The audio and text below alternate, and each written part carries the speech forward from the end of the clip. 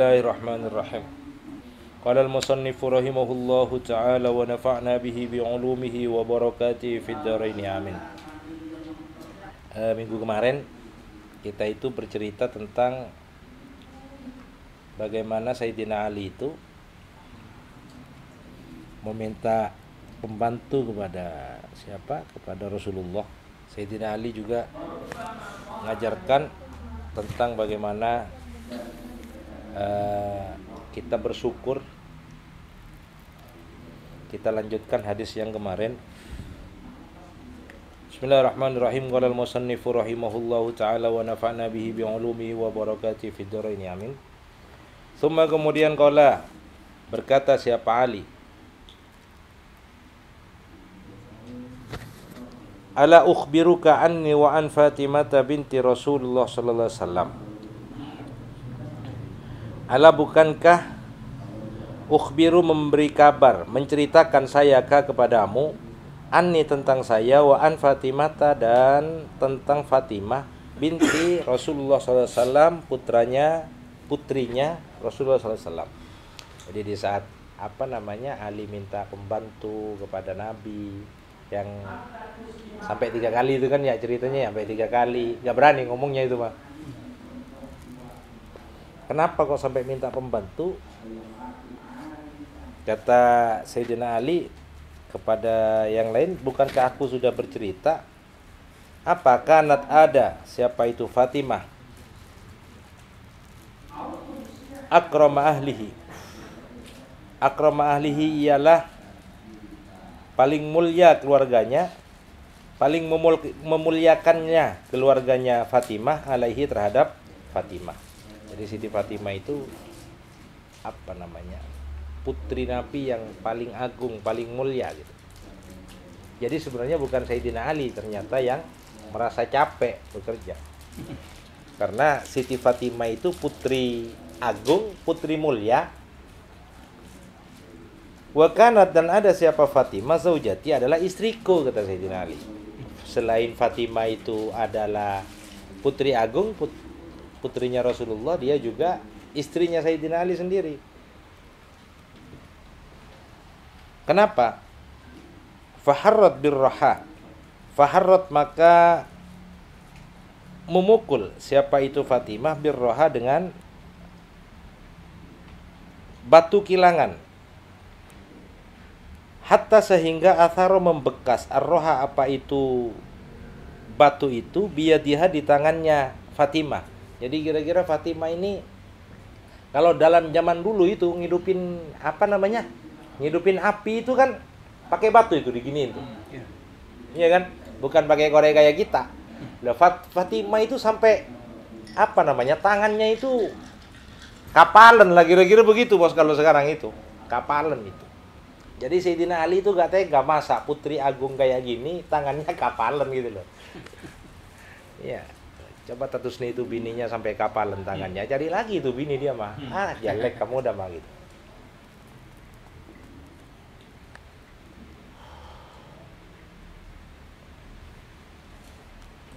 Terus wastakot dan merobek siapa itu Fatimah bil kirbati terhadap kantong air, hatta sehingga atharot membekas al kirba apa itu kantong air binahriha di tenggorokannya Fatimah.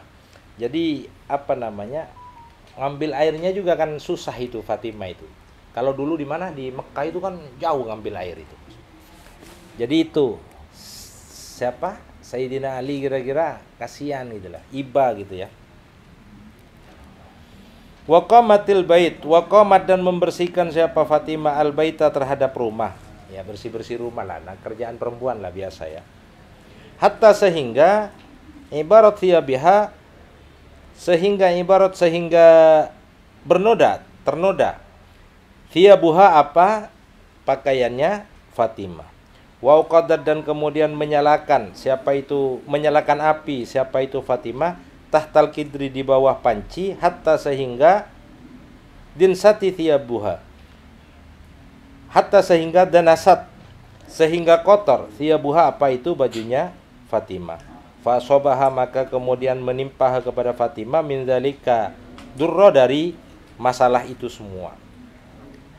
Fakudima maka kemudian menghadap siapa saya ala Rasulillah. Fakudima maka menghadap ala Rasulullah sallallahu alaihi wasallam terhadap Rasulullah sallallahu alaihi wasallam sabyun dengan tawanan au khadamin dengan au khadamun atau dengan pembantu. Fakultu mengatakan saya lah kepada Fatimah intolik hendalah pergilah engkau, hendalah pergi ila Rasulullah sallallahu alaihi wasallam kepada Rasulullah sallam fasalihi dan memintalah engkau khadiman pembantu yukika yang meringankan durrama anti fihi durrama yang memberatkan kamu fihi dalam pekerjaan itu. Jadi itu kira-kira alasannya Sayyidina Ali melihat Siti Fatimah putri Rasul bersih-bersih rumah sendiri.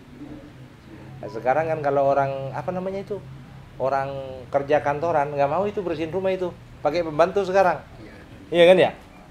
Ini makanya besok itu kalau Harvey punya istri tugasnya ada bersihin rumah, bukan suruh kerja di kantoran. Orang kerja di kantoran sekarang nggak mau itu. Dan cari istri itu harus cari yang sekiranya penghasilannya di bawah kita, jangan cari yang lebih dari kita, bahaya itu. Saya punya teman itu dia itu istrinya penghasilannya jauh lebih besar daripada suaminya, bos. Wah, ribet itu urusan itu. Ribet itu. Jangan cuma cari yang enak. Hah? Jangan cuma cari yang enak. Jangan cuma cari yang enak. Walaupun disaranin kita memang mencari istri-istri yang kaya. Iya kan?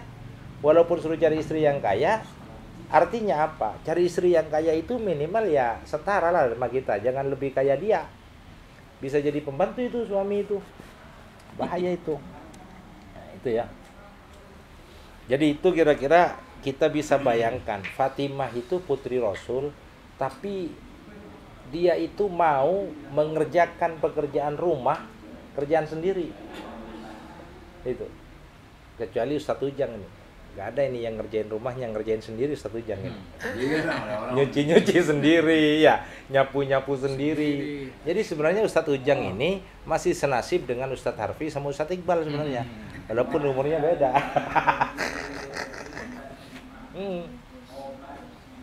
Jadi itu kira-kira pelajaran buat kita bahwa apa namanya, istri itu sebenarnya tugasnya lebih berat daripada kita sebenarnya. Cuma kadang egonya seorang suami itu merasa dia yang memberi nafkah sama istri.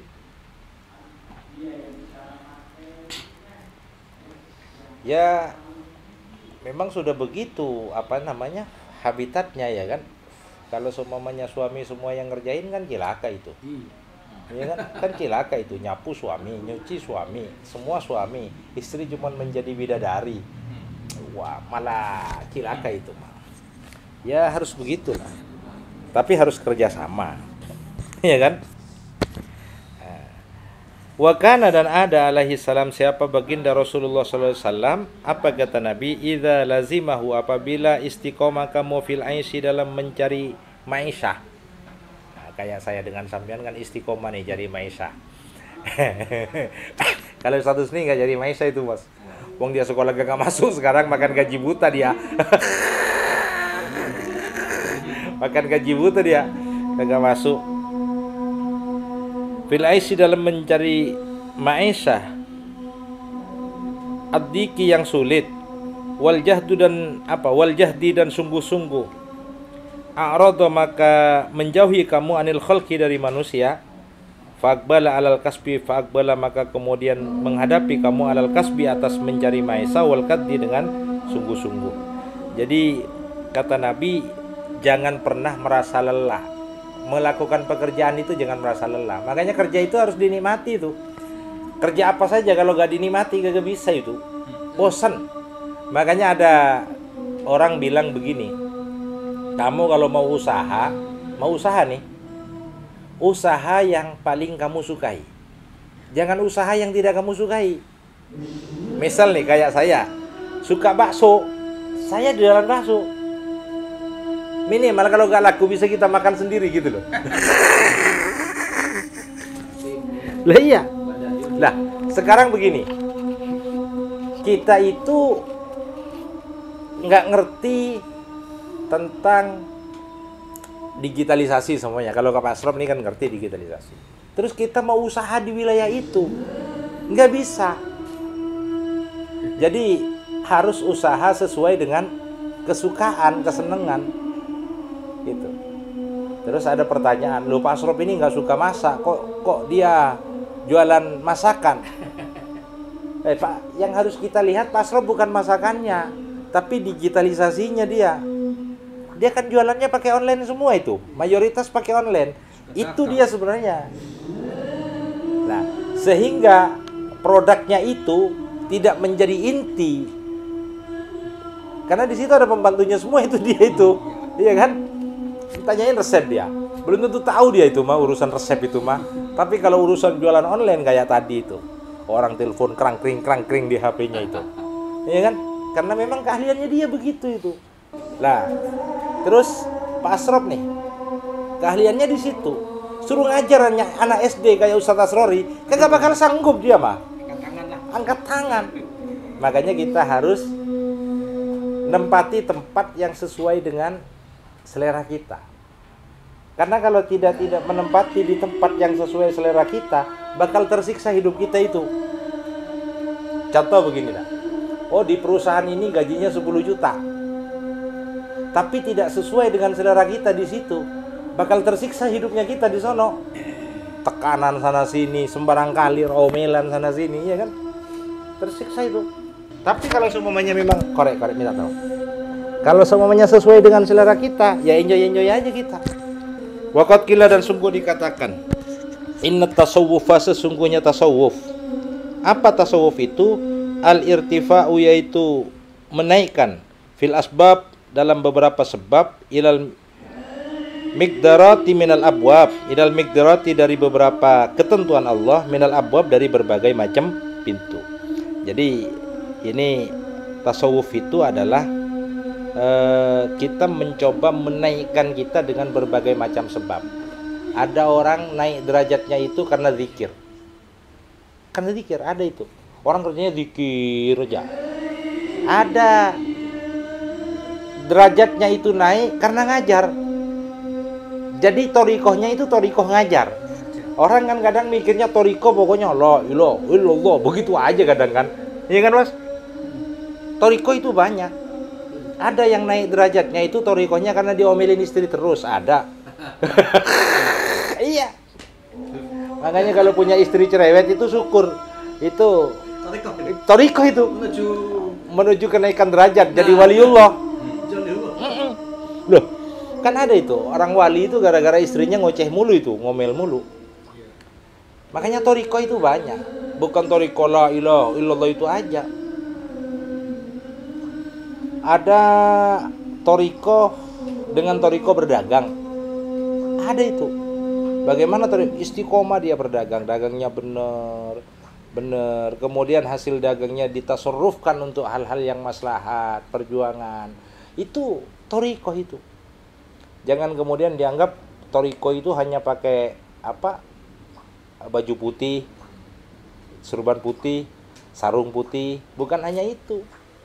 Walaupun tasawuf itu berasal dari kata sofa yang artinya putih-putih semua, ya kan? Artinya putih itu kan suci.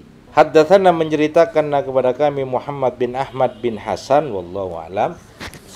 Jadi kesimpulannya bahwa Sayyidina Ali itu sampai meminta Fatimah sampai 3 kali datang kepada Rasulullah supaya diberi sarana pembantu, itu karena Sayyidina Ali merasa kasihan kepada Siti Fatimah, putri baginda Rasul, putri mulia, kok kerjanya sampai separah itu, kira-kira begitu itu.